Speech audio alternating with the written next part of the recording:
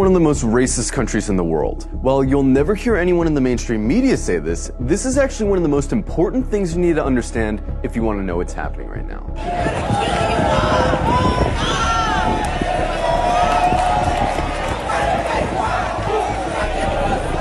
From its inception, the whole idea of Israel as a country was based on racism. Israel was conceived as a Jewish state, and while there's nothing wrong in principle with Jews having a homeland, the problem is that they insisted that that homeland had to be in Palestine, which already belonged to someone, the Palestinians. The slogan of Israel's founders was a land for a people without a land. But deep down, they all knew that the only way to have a Jewish majority in Palestine, an Arab country, was to expel the Arabs. One of the founders of Israel, Yosef Weitz, wrote, "There's no room in the country for both peoples. There's no way but to transfer the Arabs from here to neighboring countries." Israel was quite literally founded by expelling and massacring hundreds of thousands of Arabs in a years-long process called the Nakba.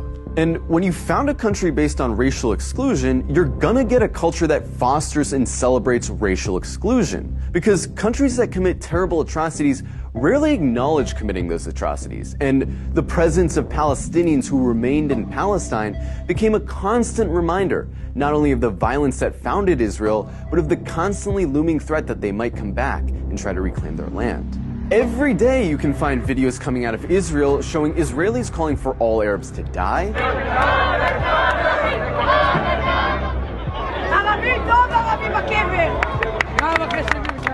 insulting the Prophet Muhammad,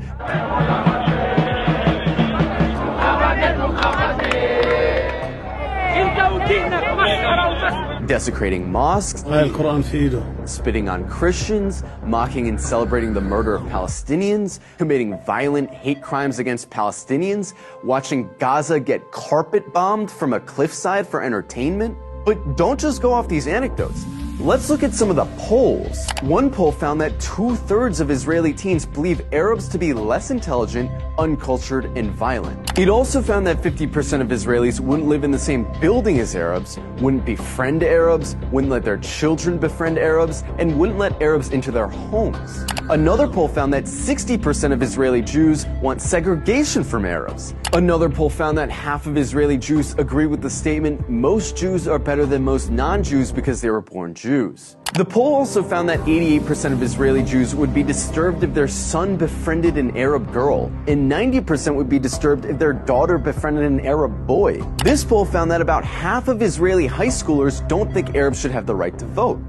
Another poll showed that almost half of Israeli Jews don't want Arabs teaching their kids. Not only are these views widely held in Israeli society, they're also represented in government, which codifies these sentiments into law. For example, Israel has a law that says if an Israeli marries a Palestinian, or someone from several other regional Arab states, that person isn't allowed to move in with said Israeli.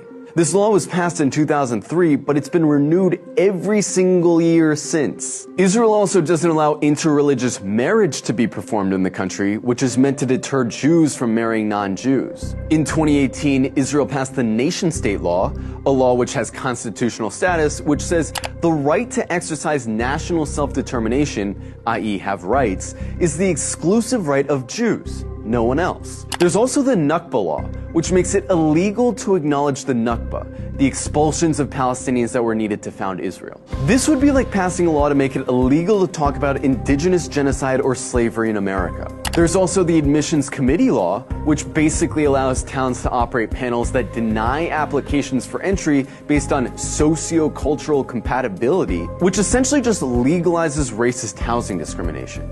In Israel, advocating genocide of Palestinians doesn't hurt your chances of holding a high position in government. And in fact, in many cases, it helps. In 2014, Israeli lawmaker Ayelet Shaked wrote an unhinged rant on Facebook, calling all Palestinians enemy combatants and saying their mothers should be killed for giving birth to, quote, little snakes. The next year, she was appointed Minister of Justice by Benjamin Netanyahu. Itamar Ben-Gvir, a lifelong admirer of Meir Kahane, an Arab exterminationist, a man who praised a Jewish settler who killed a Palestinian for throwing a rock at him, a man who was famously acquitted after being criminally charged for chanting death to Arabs, is Israel's current Minister of National Security. He's not some fringe figure either. He's one of the most popular politicians in Israel right now. In the last few days, Israel's been working hard to cast itself as the victim of hatred, the victim of terrorism, the victim of anti-Semitism, that they have no choice but to lay siege to Gaza. But underneath this carefully concocted victim complex is a racist, Jewish supremacist state that's been trying to finish the job that the Nakba started for decades. And really, this shouldn't come as a surprise to anyone. After all, they're literally cutting off water and electricity to a city of 2 million people right now. Their generals talk openly about flattening Gaza and killing the animals, meaning Palestinians. It's obvious their goal is genocide.